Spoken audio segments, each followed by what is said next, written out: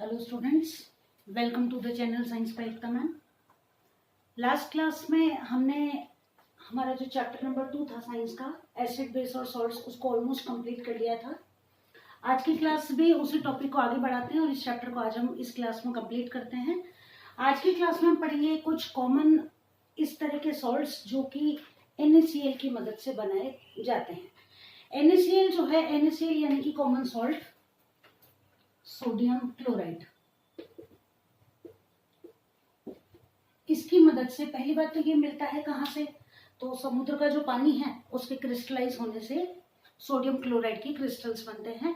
और ये जो क्रिस्टल्स होते हैं, लेकिन ये एज सच जो हमें मिलते हैं समुद्र के पानी से, उसमें कुछ इम्प्योरिटीज होती हैं, उसको प्योरीफाई करके सोडियम क्लोराइड को बनाया जाता है।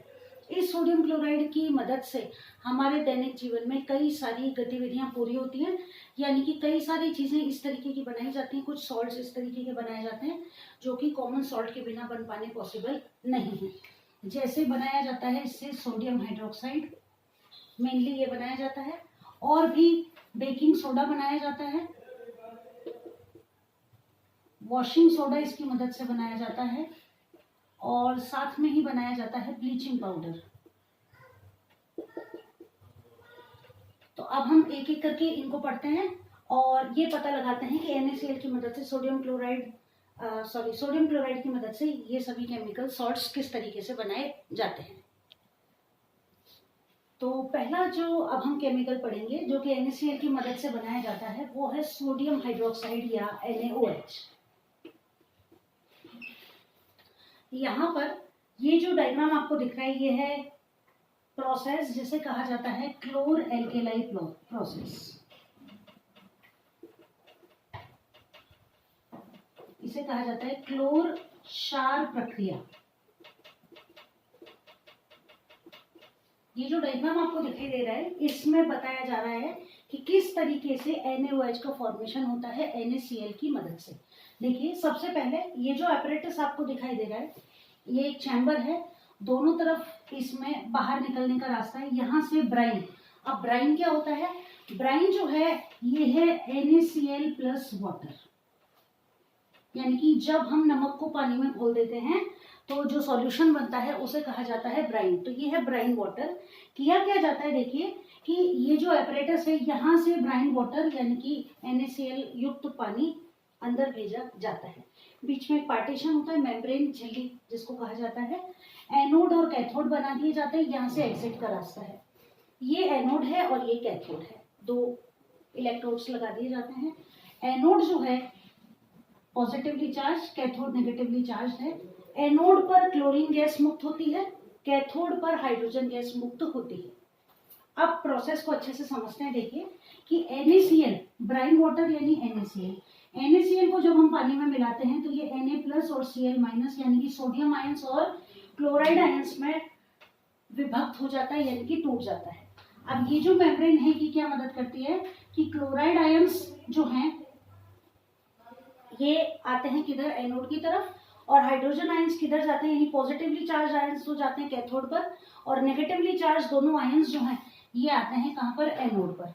अब H प्लस और OH, इनसे तो वाटर का फॉर्मेशन हो जाता है, लेकिन NaCl जो है इनकी मदद से क्या होता है, देखिए तो H प्लस जो है ये मिलकर हाइड्रोजन गैस बना लेते हैं, और Cl आयंस जो है ये आपस में मिलकर क्लोरीन गैस का फॉर्मेशन करते हैं। अब इस प्रोसेस के अंदर तीन चीजें बन रही है, हाइड्रोजन गैस बन रही है, क्लोरीन गैस बन रही है, प्लस NaOH का फॉर्मेशन हो रहा है। अब हमको ये प्रोसेस किस लिए चाहिए थी, NaOH के फॉर्मेशन के लिए। NaOH के साथ साथ हाइड्रोजन और क्लोरीन गैस जो रिलीज हो रही है ये भी कई जगह काम में आती है, यानी कि इस प्रोसेस में जितने भी प्रोडक्ट्स बन रहे हैं वो सभी किसी ना किसी तरीके से यूजफुल होते हैं। सबसे पहली बात तो देखिए ब्राइन और NaOH, यानी कि NaOH जो है ये हमें नमक के पानी के साथ मिक्स हुआ मिलता है। ये जो NaOH है ये साबुन, डिटर्जेंट और पेपर मेकिंग में काम में आता है। पहला जो मेन प्रोडक्ट है हमारा वो। इसके बाद एनोड पर जो रिलीज हो रही है क्लोरीन गैस, ये काम आती है वाटर ट्रीटमेंट जो प्लांट्स होते हैं वहां पर, यानी कि जो गंदा पानी होता है, सीवेज ट्रीटमेंट प्लांट्स होते हैं वहां काम आती है। पेस्टिसाइड्स बनाने के काम आती है। PVC, polyvinyl chloride, PVC pipes जो होते हैं उनको बनाने के काम में आती है, पेस्टिसाइड्स बनते हैं। जो फसलों की पेस्ट से सुरक्षा करते हैं वहाँ काम आते हैं।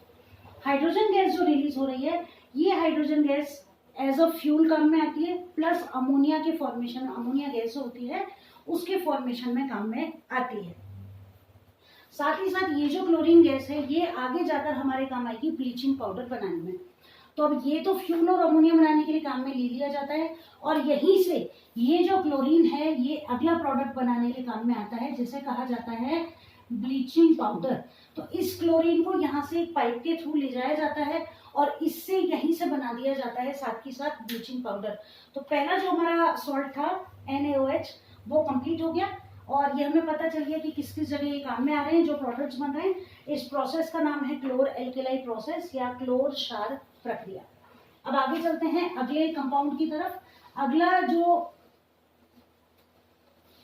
सॉल्ट है जो कि NaCl की मदद से बनता है। NaCl से सबसे पहले हमने NaOH बना लिया।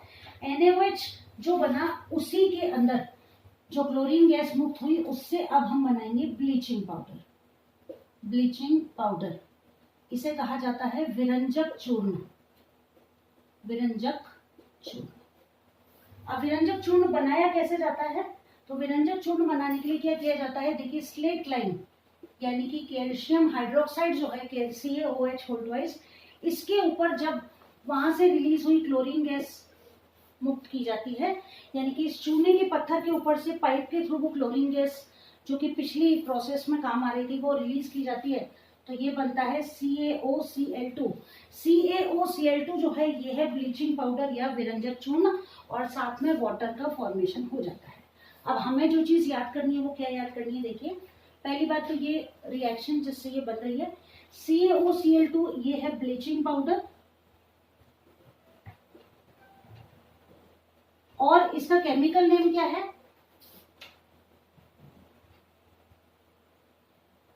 Calcium oxychloride. इसका नाम है कैल्शियम ऑक्सीक्लोराइड। ब्लीचिंग पाउडर जो है ये स्लेट लाइन पर क्लोरीन गैस को प्रोवाइड करने पर बन जाता है। अब इसके यूज हमें याद करने हैं, तो देखिए यूज कहाँ आ रहा है ये। पहली बात तो ये टेक्सटाइल इंडस्ट्री में।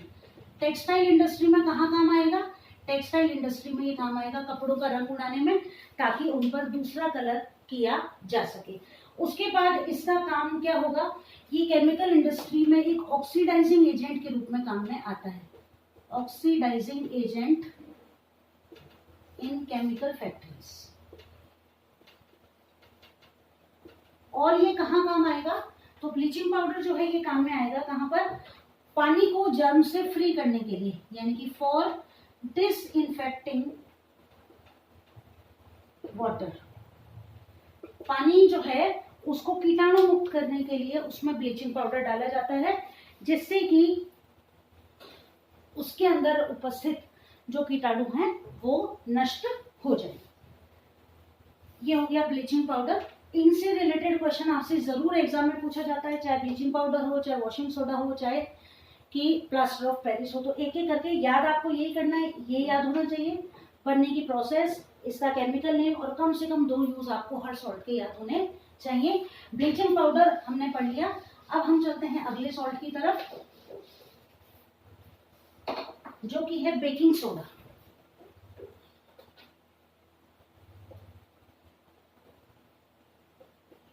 Baking soda. बेकिंग सोडा जिसका की फॉर्मूला जो है वो है NaHCO3 सोडियम हाइड्रोजन कार्बोनेट। ये इसका हो गया केमिकल नेम। कॉमन लैंग्वेज में बेकिंग सोडा या खाने का सोडा जिसको हम कहते हैं। अब हम पढ़ेंगे इसको बनाया कैसे जाता है, किस प्रोसेस के थ्रू इसका निर्माण किया जाता है। तो इसको भी NaCl की मदद से बनाया जाता है। NaCl यानी कि नमक, और NaCl के साथ हम मिलाते हैं किसको, वाटर को, कार्बन डाइऑक्साइड गैस को और अमोनिया गैस को, और इनकी मदद से बन जाता है बेकिंग सोडा या NaHCO3। तो अब इस प्रोसेस के अंदर बनता है, देखिए NH4Cl प्लस NaHCO3। ये तो हो गया हमारा सोडियम हाइड्रोजन कार्बोनेट, और ये बन जाता है साथ में ammonium chloride. Ammonium chloride. Sodium hydrogen carbonate जो है, इसको अब इसकी मदद से खाना बनाया जाता है। तो हम जब इडली बनाते हैं, खमन बनाते हैं, तो इसको यूज करते हैं। इसकी मदद से जो खाना है, केक है, वो स्पॉन्जी बनता है। अब स्पॉन्जी क्यों बनता है, उसके पीछे रीजन होता है। देखिए कि NaHCO3, इसको जब गर्म किया जाता है, ये ट्रायंगल जो मैंने बनाया इसका मतलब है इसे गर्म किया जा रहा है। तो इसको जब गर्म करते हैं तो बनता है Na2CO3 प्लस CO2। CO2 का फॉर्मेशन होता है। CO2 जो होती है ये मदद करती है, CO2 बुलबुलों के रूप में जब बाहर निकलती है तो खाने के अंदर स्पंज पैदा करती है। और इस कारण ही बेकिंग सोडा का यूज करने पर क्या होता है, बेकिंग सोडा का यूज करने पर खाना जो है वो स्पॉन्जी बनता है। तो खाने को स्पॉन्जी बनाने के लिए ये प्रोसेस काम में ली जाती है। ये बन गया सोडियम कार्बोनेट, सोडियम कार्बोनेट। तो ये पूरी प्रोसेस हो गई। ये प्रोसेस हो गई for the formation of NaHCO3। और बाद में खाना स्पॉन्जी क्यों बन रहा है, तो खाना स्पॉन्जी बन रहा है CO2 रिलीज होने के कारण। और CO2 रिलीज होने की वजह से खाना जो है इसमें सॉफ्टनेस आ जाती है। इसके बाद तो पहली बात तो खाने को स्पॉन्जी बनाने के लिए पहला यूज ये हो गया इसका। दूसरा एंटासिड्स बनाने के लिए। लास्ट क्लास में हमने पढ़ा था कि जब हम ज्यादा मात्रा में खाना खा लेते हैं तो HCl ज्यादा प्रोड्यूस होता है। खाना एसिडिक, पेट का जो हमारा मीडियम होता है वो ज्यादा एसिडिक हो जाता है। उस एसिड को न्यूट्रलाइज करने के लिए कुछ पाउडर की फॉर्म में या फिर लिक्विड की फॉर्म में हम एंटासिड्स काम में लेते हैं। और ये जो एंटासिड्स होते हैं वो इस बेकिंग सोडा की मदद से बनाए जाते हैं। ये जो बेकिंग सोडा है इसमें कोई फ्रूट सॉल्ट मिलाकर और एंटासिड्स बना लिए जाते हैं। साथ ही साथ फायर एक्सटिंग्विशर्स जो होते हैं, आग बुझाने वाले, अग्निशामक यंत्र, उनको बनाने के लिए भी उनके अंदर भी डाला जाता है इसको, जिससे कि कार्बन डाइऑक्साइड गैस रिलीज होती है और आग बुझ जाती है। ये हो गया बेकिंग सोडा। अब हम चलते हैं अगले सॉल्ट की तरफ जो कि है वॉशिंग सोडा।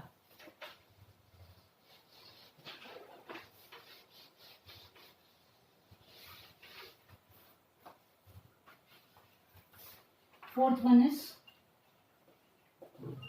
वॉशिंग सोडा या कपड़े धोने का सोडा।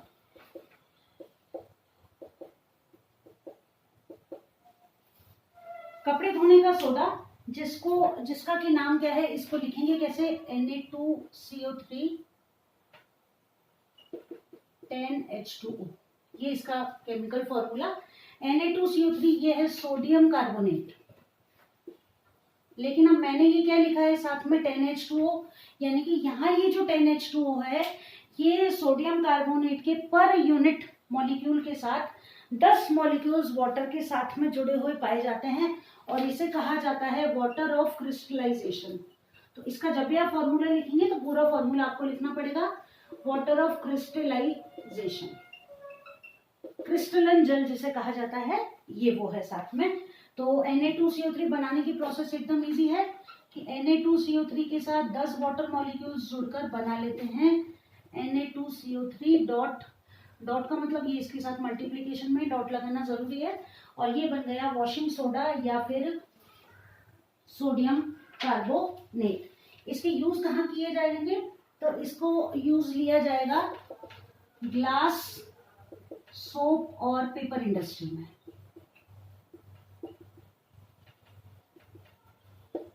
पहला काम इसका ये किया जाएगा। दूसरा जो इसका यूज होगा, इसको यूज में लिया जाता है to remove the permanent hardness of water, to remove permanent hardness of water.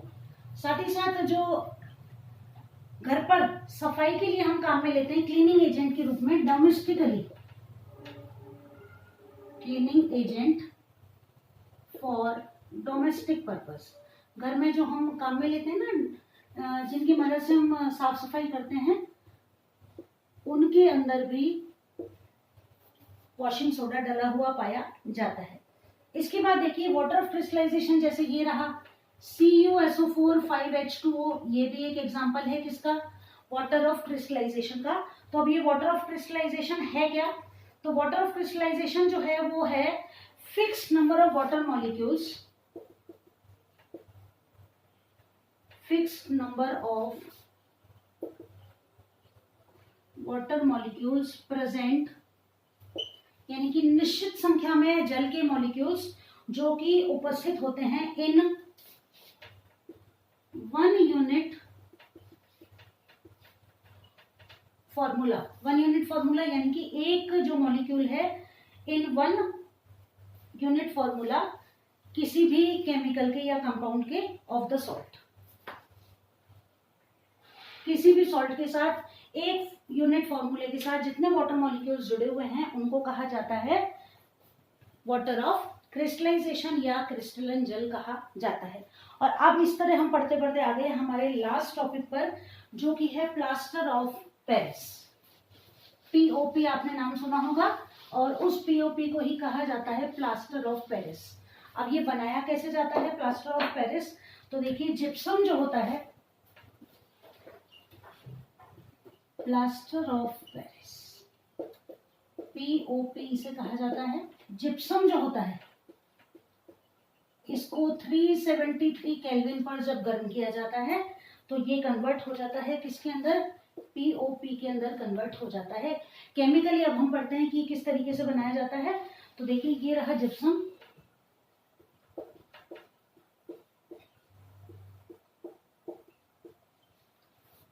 (373 kelvin यानी कि 100 डिग्री सेंटीग्रेड हो गया, और इससे बन जाता है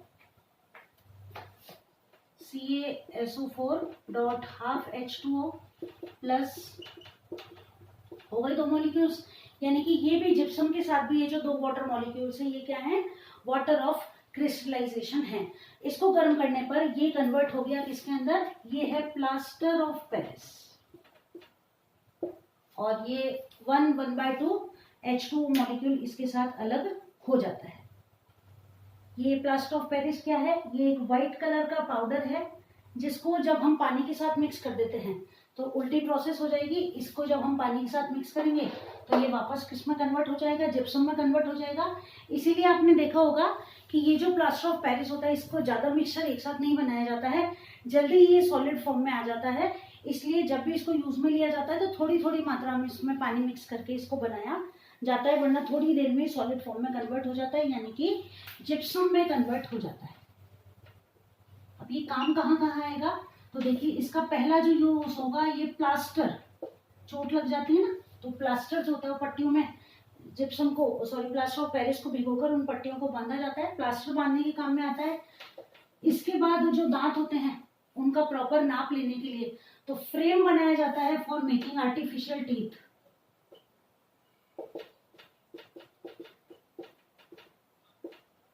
ठीक है, घरों में काम आता ही है, ये प्लास्टर वगैरह करने के काम में आता है। और वो जो खिलौने वगैरह बनाए जाते हैं ना कुछ पीओपी के, उनके अंदर भी इसका यूज किया जाता है। तो इस तरह हम पहुंच गए हमारे चैप्टर के लास्ट टॉपिक पर, और ये चैप्टर आज हमने कंप्लीट कर लिया। इसके बाद अब हम अगला चैप्टर जो पढ़ेंगे वो पढ़ेंगे चैप्टर नंबर 3, जो कि मेटल्स और नॉन मेटल्स है, और मैथ्स में हम कंप्लीट करेंगे एक्सरसाइज 5.3। तो तब तक इस चैप्टर को पढ़ लीजिए, अच्छे से इसके क्वेश्चन आंसर याद कर लीजिए, ताकि 2 चैप्टर हमारे अच्छे से तैयार हो जाएं। और जल्दी ही मिलते हैं मैथ्स की क्लास में, एक्सरसाइज 5.3 को कंप्लीट करते हैं।